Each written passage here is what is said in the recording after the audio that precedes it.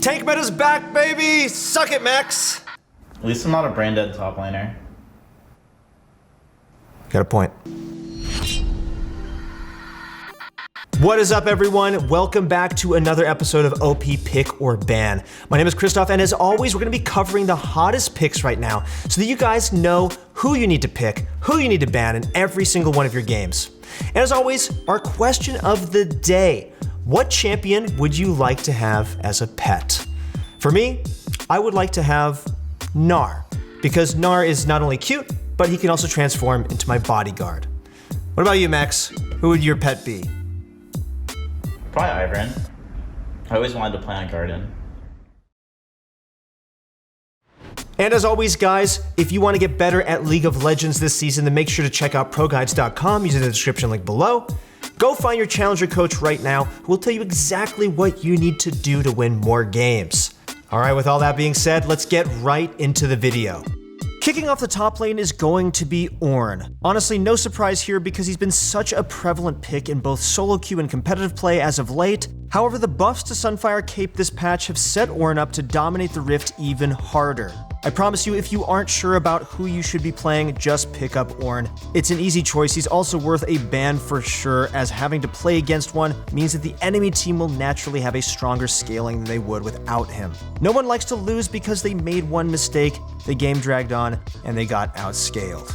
Gargoyle Stoneplate has been trending recently. A lot of champions, including supports, are starting to build this item because of the immense amount of survivability it provides. It's a solid pickup on Ornn, and you definitely cannot underestimate this champion. He provides a bunch of crowd control, deals lots of damage, and upgrades his teammates' items. Next up in the top lane is our beloved Darius. If you're not familiar with the changes this patch, you should know that Darius is now a viable jungler. What this means for him in the top lane is that he's a lot harder to counterpick now. Usually you could just assume that if someone on the enemy team locks in Darius, he's going top. However, since he can jungle now, it's not that straightforward. We know that in lower elo this stuff isn't that important yet, but there's still one more thing you need to consider. His Q will now heal him when it hits large monsters. This will allow Darius to farm jungle camps in his downtime or even heal off them while waiting for the wave to come to his turret. This is in every single way a huge buff to Darius, as if he needed any more buffs, but hey, 200 plus years of collective experience, right? The norm is to run Ghost on him while also taking Nimbus Cloak and Celerity. Nimbus Cloak provides you a burst of movement speed when you use a summoner spell, so when you cast Ghost, you'll run even faster because of the synergy with Nimbus Cloak. There's basically no escaping from him with this setup, so make sure that you're abusing Darius as much as you can before he gets nerfed. Okay, while those guys are familiar faces, we're still going to show you those builds one more time. Take a look or pause the video if you need some time to take them in. We're going to head into the jungle next. First up in the jungle is going to be Rek'Sai. She's been a dominant force in the jungle for quite a while now and has recently gained a bunch of popularity. Nimbus Cloak is paramount on her. Make sure to pair it up with Stalker's Blade for Blue Smite. This combination is the reason why Rek'Sai has been successful recently. After smiting an enemy, she steals their movement speed and also gains a speed buff right after. This has led to Rek'Sai ganks being even more devastating than before. As always, she still deals an incredible amount of damage with the combination of Hail of Blades and her Q. Rek'Sai is a strong pick because of her raw dueling power and because she can scout the Fog of War with her Tremor Sense. It's a very unique mechanic and experienced Rek'Sai players take full advantage of it to outmaneuver their opponents. She's also an incredible pick for skirmishing because she's able to carry 2v2 or 3v3 fights pretty hard with her insane damage output. Last patch, she ended up with a 51.6% win rate, which is pretty impressive considering she also had a solid play rate. Rek'Sai doesn't draw many bans, so make sure to pick her up for some free wins.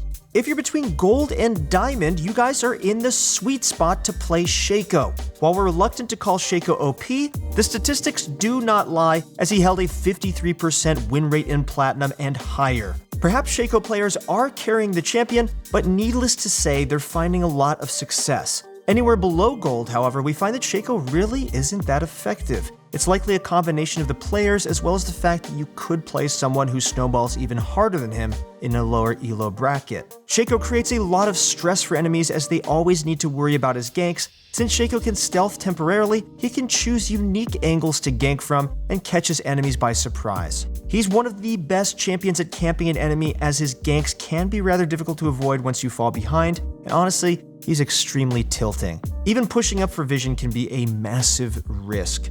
For the mid-game, Shaco acts like any other assassin and attempts to one-shot his opponents. With items like Duskblade and Infinity Edge, this shouldn't really be an issue, and Shaco also has quite a few ways of getting out of sticky situations. He can use his ultimate or set up some boxes on his escape route beforehand to make it even harder to catch him. We're throwing those jungle builds up on the screen one more time for you guys as we transition into the mid lane.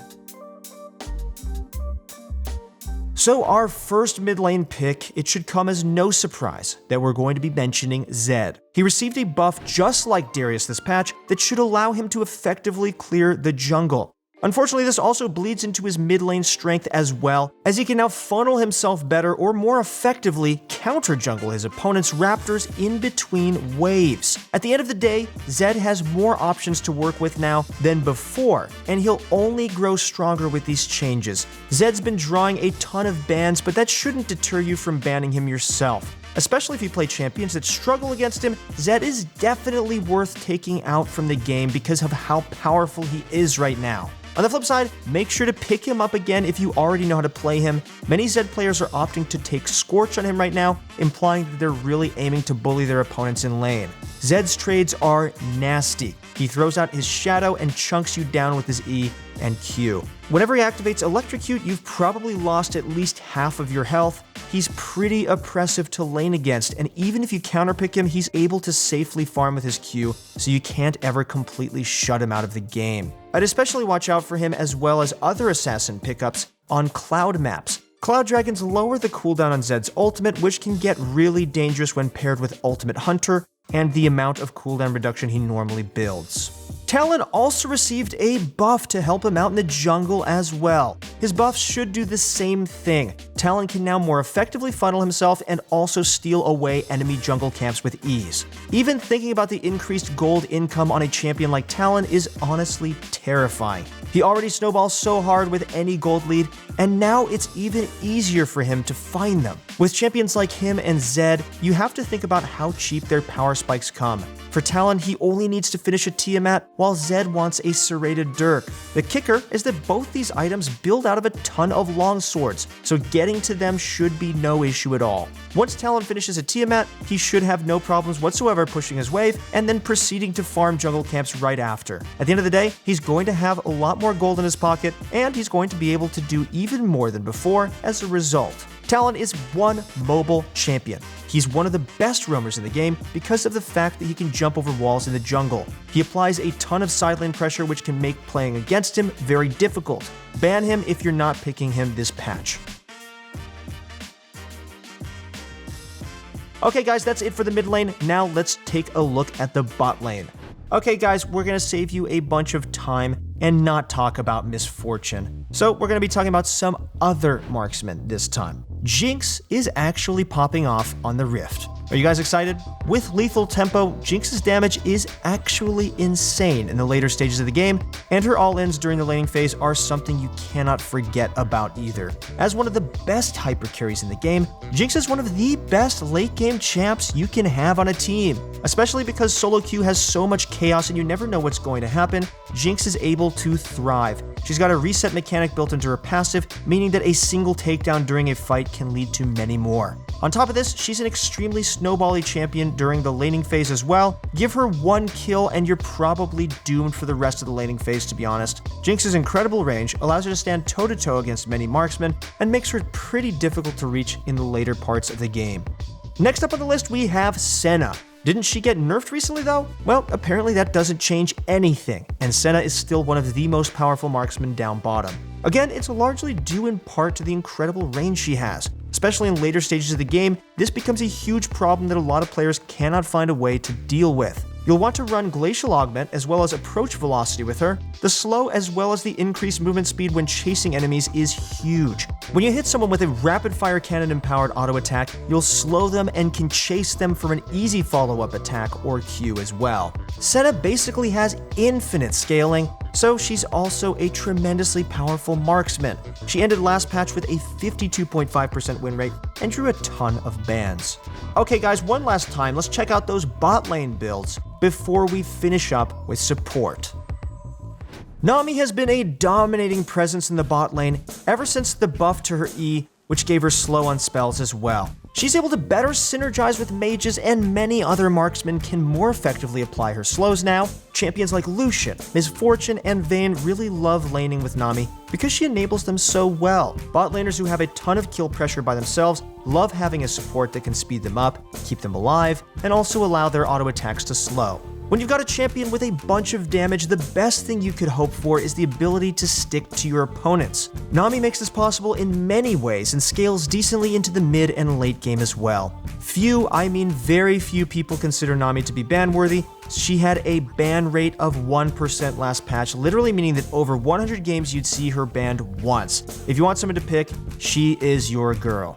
Okay, so let's talk about this strange build on Bard. So basically, he's going rapid fire cannon, Dead Man's Plate, and it's still a thing, guys. Can't say I'm super shocked, but Bard held the highest win rate of any meta support last patch at 53%. He also had a ban rate even lower than Nami's, just below 1%. As a result, you can definitely pick him up, since you'll basically be able to play him in pretty much any game. However, if you want to avoid him, he's definitely worth the ban, as this build makes him pretty strong. Bard is a support that deals a lot of damage, can roam around the map to make plays, and proves to be difficult to beat. This build makes everything annoying about him even more annoying. He runs faster with Dead Man's Plate, is a lot tankier than he'd normally be, and does even more damage than before. Bard players are literally running around Summoner's Rift carefree and looking for a fight simply because they can. Why not? He's pretty safe to do so since he can always portal out when necessary. Alright guys, we're going to show you these builds one more time as we conclude the video. That's it for our OP pick or ban video. Thank you guys so much for watching. If you haven't already, make sure to check out ProGuides.com to find your challenger coach, as well as our YouTube channel for more videos like this. Drop a like or a comment and make sure to subscribe to stay updated with our content. That's it for the video. Thank you guys so much for watching. Good luck in your next few games, and I'll see you on the Rift.